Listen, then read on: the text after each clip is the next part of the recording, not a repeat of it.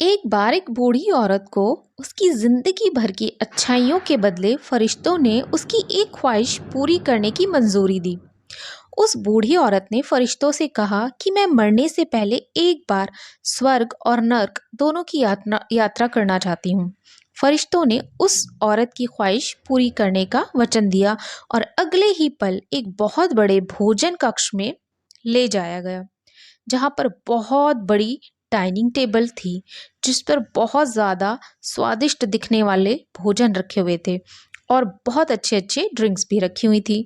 मगर उस टेबल के चारों तरफ जो लोग बैठे हुए थे वो बहुत ज़्यादा मायूस, भूखे और दुखी लग रहे थे। उस औरत ने देखा कि उन सभी लोगों के हाथों पर कोहनी तक लंबी लंबी चम्मच बंधी हुई है।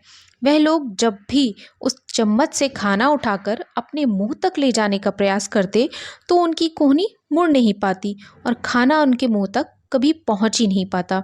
बूढ़ी औरत ने फरिश्तों से पूछा, क्या ये नर्क है?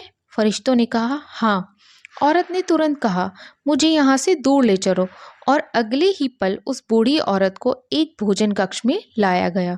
उसी भोजन कक्ष में जहाँ पर बड़े बड़े डाइनिंग टेबल रखे थे, बहुत स्वादिष्ट दिखने वाला भोजन और अच्छी अच्छी ड्रिंक्स टेबल पर सजाई हुई थी। मगर इस बार डाइनिंग टेबल के चारों तरफ बैठे लोग खुश थे, हंस रहे थे और उनके चेहरों पर संतुष्टि थी। बूढ़ी औरत ने फरिश्तों से कहा, यह तो वही भोजन कक्ष है, वही भोजन है, वही ड्रिंक्स है, मगर फर्क इतना है कि यहाँ के लोग खुश दिख रहे हैं। ऐसा क्यों है? क्या इन लोगों के कोहनी से चम्मच नहीं बांधी गई है? फरिश्तों ने उस औरत से कहा, ध्यान से देखो, इन लोगों के हाथों में भी कोहनियों तक चम्मच बंधी हुई है।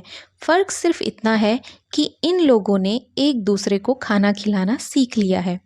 तो दोस्तों, इस छोटी कहानी की तरह ही हम चाहे तो हमारे जीवन में इसी धरती पर स्वर्ग या नर्क दोनों का आभास अनुभव कर सकते हैं। अगर हमें स्वर्ग का अनुभव करना है तो हमें पहले दूसरों के बारे में सोचना होगा, दूसरों को खिलाना होगा, दूसरों की मदद करनी होगी। चॉइस हमारी है, हम चाहें तो हमारी ज़िंदगी को स्वर्ग जैसा या नर्क जैसा बना सकते हैं। धन्यवाद।